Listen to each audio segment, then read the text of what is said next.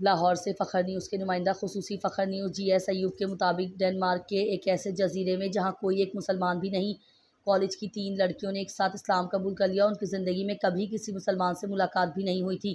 یہ ہیں یولیا اور ان کی بہن اور سہیلی۔ کلمہ شہادت پڑھنے کے بعد اگلے روز جب یہ حجاب پہن کر کلاس پہنچی تو پرنسپل نے انہیں بلا کر پوچھا کہ تم کو کس نے ورگلایا؟ انہوں نے کہا کہ آج تک ہماری کسی مسلمان سے ملاقات ہی نہیں ہوئی، تو پھر تمہاری کایا کیسے پلٹی؟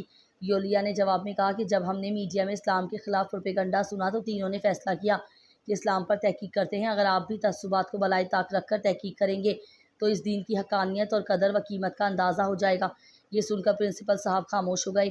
یولیا کی عمر 20 برس ہے۔ ان کا کہنا ہے کہ میں، میری بہن اور سہیلی نے ایک ساتھ کلمہ پڑھا۔ یہ ہماری زندگی کا سب سے مبارک دن تھا۔ ہماری خوشی کا کوئی ٹھکانہ نہیں تھا۔ کلمہ پڑھ کر ہمیں روحانی طمانینت اور سکون ملا۔ اب تک کسی عالم دین تو دور کی بات، عام مسلمان سے بھی ہماری ملاقات نہیں ہوئی تھی۔ انہوں نے کہا مزید ہم نیٹ سے اسلام کے بارے میں پڑھیں گے۔ ماشاءاللہ، اللہ تعالیٰ ان کی نیت کو قبول فرمائے، آمین۔